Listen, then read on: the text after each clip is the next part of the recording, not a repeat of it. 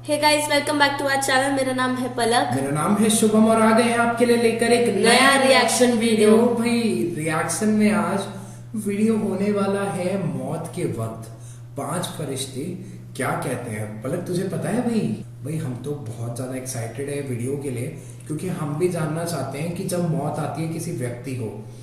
बिना देरी के वीडियो को शुरू करते हैं। चलिए बिस्मिल्लाहिर्रहमानिर्रहीम।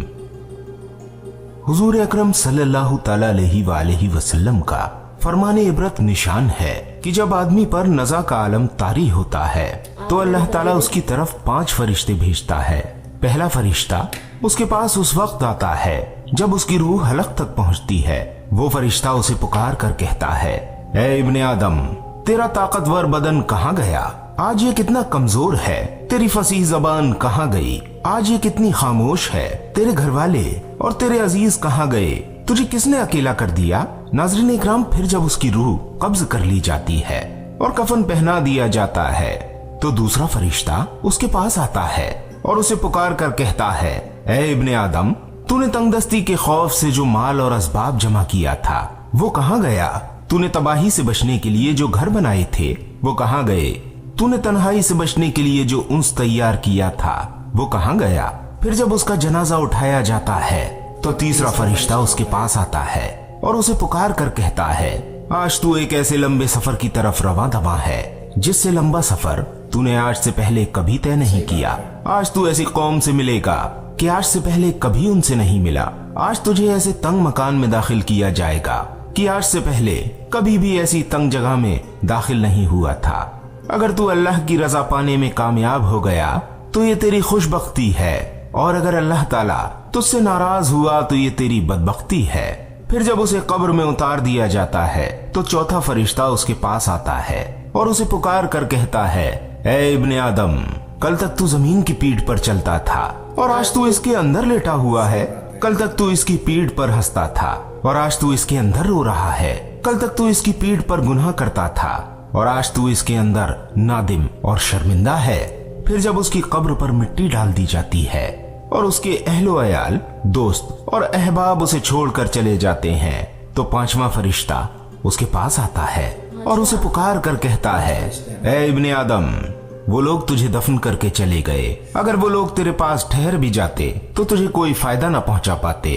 तूने माल जमा किया और उसे गैरों के लिए छोड़ दिया। आज तुझे या तो जन्नत के आली बागात की तरफ फेरा जाएगा या भड़कने वाली आग में दाखिल किया जाएगा।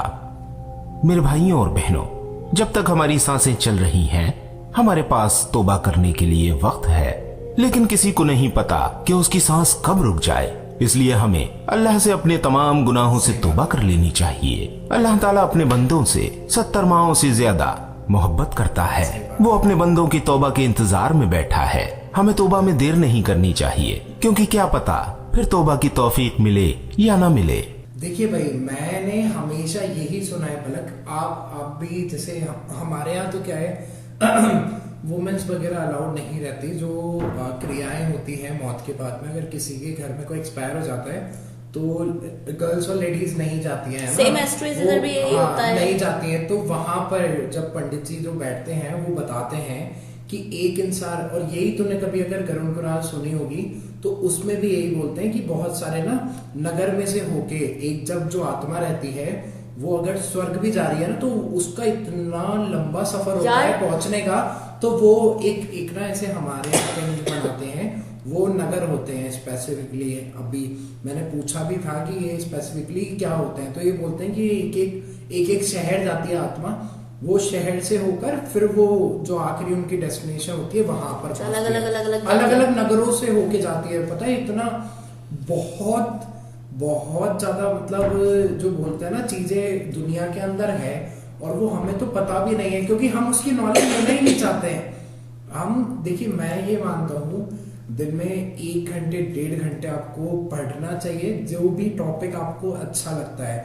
हमें रिलीजियस चीजें पसंद है दोनों को। हम लोग अपने दिन में 1 घंटा टाइम तो निकालते ही हैं, उसमें हम आपके लिए जो ये वीडियोस है उससे काफी नॉलेज मिलती है हमें, और ये वीडियोस देखकर भी हमें नॉलेज मिलती है। तो हम क्योंकि रिलीजन डिफरेंट है, बट जो रिचुअल्स जो चलते आ रहे हैं मरने से लेके पैदा होने के, वो सब सेम है, तरीके अलग भेजे जाते हैं। वो अलग अलग समय पर आते हैं और एक फरिश्ता वो बोलता है आखिरी में कि अब तेरा ये जनाजा निकल रहा है, अब जो तेरी मेन कार्य है, तुम्हारा सबसे लंबा सफर तो अब शुरू हुआ है, मौत के बाद में शुरू हुआ है। तो वो बहुत ज्यादा डीप उसका एक मीनिंग है, समझने वाले समझ सकते हैं कि वो क्या बोलना चाह रहा है। तो बस आज के लिए इतना ही। मिलते हैं आपसे एक नए वीडियो के साथ में बहुत ही जल्द।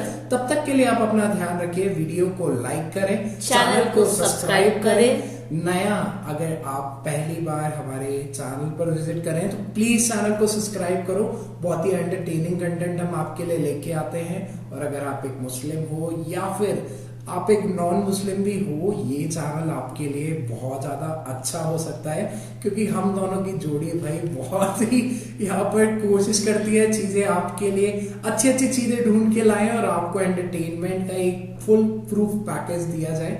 तो चलिए भाई, जल्दी मिलेंगे, अपना ध्यान रखिएगा, नमस्कार। Thank you.